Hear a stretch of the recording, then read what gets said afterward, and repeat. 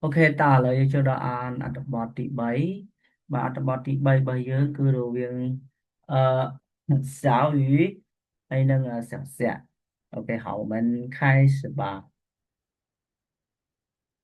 时间过得真快，马上就要毕业了。毕业后你打算做什么？bởi vì lẽ đào lươn này, bất chỉ đào lươn này.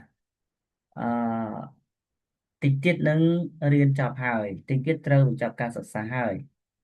Rồi bị chọc sạc xa, rồi bị chọc ca sạc xa, ra để mình nộp thua vậy. 我还没有想好呢，nhưng mình toàn ban kết đuôi tề. Chân sảng听听你的建议. Trong sẽ đáp một pi cũng là chữ bò, bỏ nè. 你觉得在现这就业时收入重要吗？但是要他nó bây giờ chơi rơ à chip rồi còn một cái bóประจำโน้ตสำคัญใจหัวขั้นหลายตามตุสนะnhóm 赚钱多少不是最重要的 rút lui bàn tay ra vì mình mà chỉ đường sầm khăn ở đây兴趣才是解兴趣才是关键 chấm nạp ám từ chia chấm bòn 只有做自己喜欢的事面对ធ្វើរឿងដែលខ្លួនឯងជួយចិត្តទេ才会觉得幸福ទើបអាចមានអារម្មណ៍ថាសុភមង្គល将来អនាគត也会有更好的发展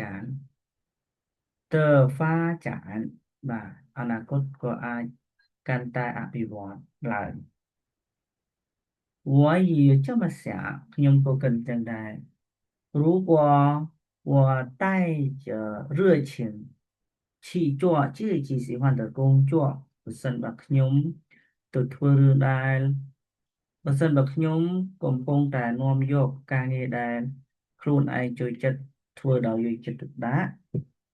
就不会感到累ពិតជាមិនមានអារម្មណ៍អាក្រក់នោះទេ如果ក៏ប៉ុន្តែ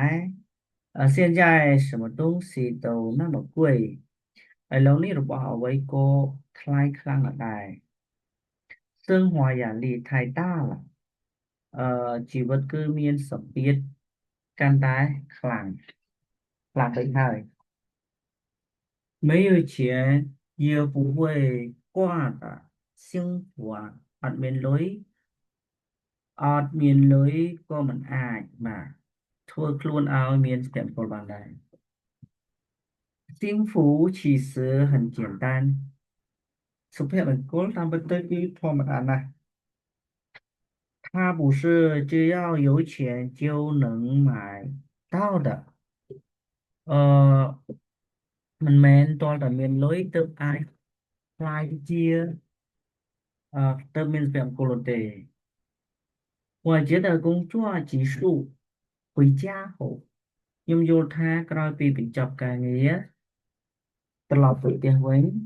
洗个热水澡មុខទឹកក្តៅបន្តិច然后躺在